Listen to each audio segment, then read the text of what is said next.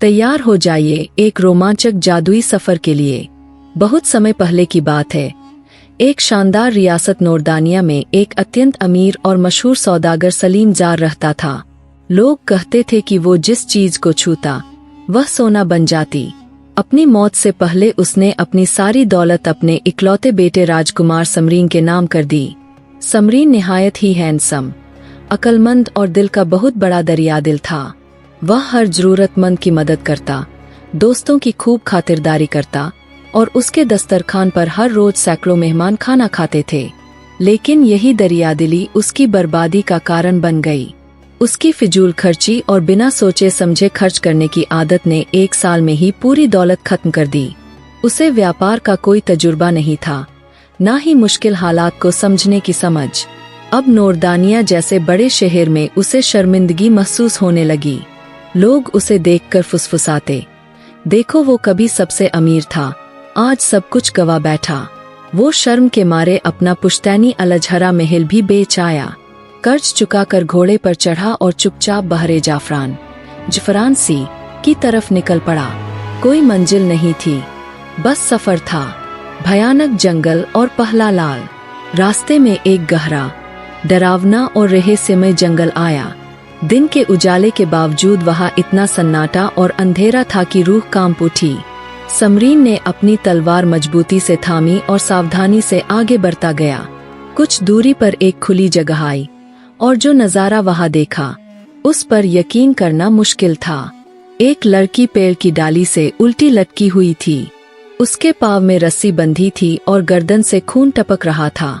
नीचे एक कटोरा रखा था जिसमें 3 चमकते हुए लाल रंग के कतरे थे, पर वो खून नहीं बल्कि 3 अनमोल लाल थे। समरीन धीरे धीरे आगे बढ़ा, यह देखने की लड़की जिंदा है या मर चुकी। जैसे ही उसने हाथ बढ़ाया, किसी रहस्यमय शक्ति ने उसे रोक दिया, मानो उस लड़की के चारों ओर कोई जादुई घेरा हो। समरीन ने झुककर एक लाल उठाया और उसे अपनी पगड़ी में छुपा लिया। सोचा, यह इस बात का सबूत है कि यह सब कोई सपना नहीं, हकीकत थी। समरीन ने सफर जारी रखा और कुछ दिनों बाद वह एक अजनबी शहर मारूखा पहुंचा। वह न इस शहर को जानता था न यहाँ के लोगों को। उसने बची खुची रकम से एक छोटी सी दुकान शुरू की और एक सादा सा मकान किराए पर ले लिया। इस शहर पर बादशाह नजमुद्दीन हुकूमत करता था। उसकी एक ही बेटी थी, हसीन, बुद्धिमान और जादू की महारत रखने वाली राजकुमारी एलिया।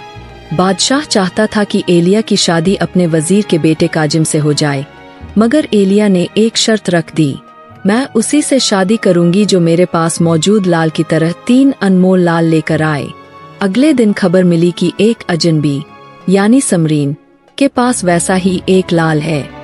समरीन को दरबार में बुलाया गया और जब राजकुमारी एलिया ने लाल देखा तो बोली, ये तो सिर्फ एक है, मुझे 3 चाहिए। बादशाह ने आदेश दिया, अगर बाकी 2 लाल लाए तो इनाम मिलेगा, नहीं लाए तो जान से हाथ धोना पड़ेगा। समरीन फिर उसी रहस्यमय जंगल में गया। वहाँ वही पेड़ और वही लड़की लटकी हुई थी। तभी बिजली चमकी और एक भयानक जादूगर प्रकट हुआ। सौभाग्य से उसकी नजर समरीन पर नहीं पड़ी। जादूगर ने लड़की को नीचे उतारा, उसकी गर्दन पर हाथ फेरा और लड़की की सांसें लौट आईं।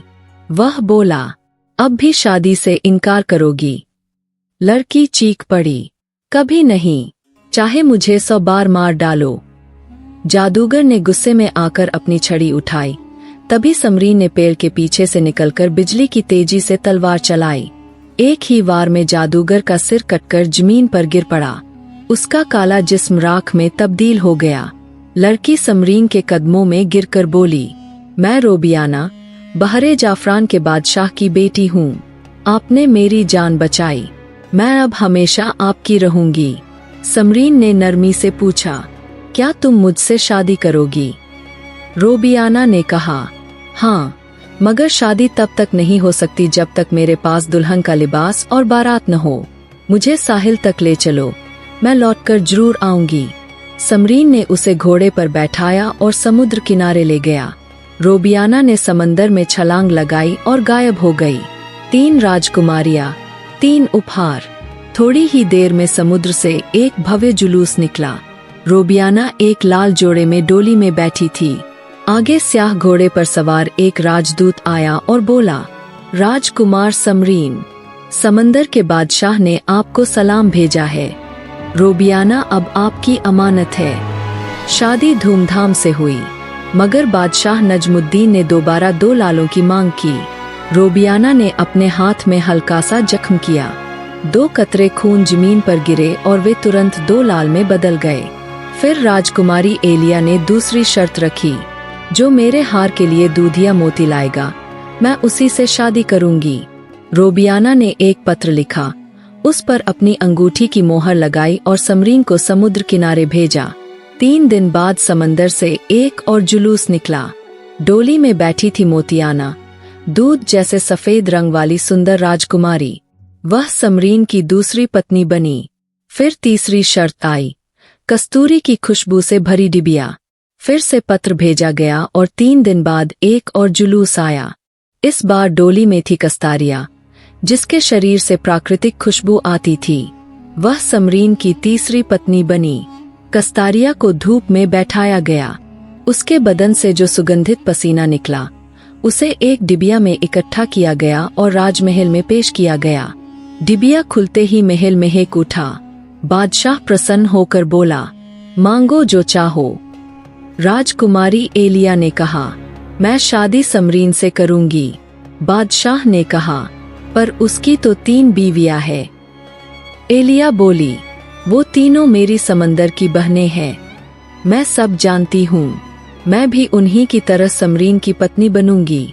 बादशाह ने बेटी की जिद के आगे घुटने टेक दिए और भव्य शादी करवा दी। अंत।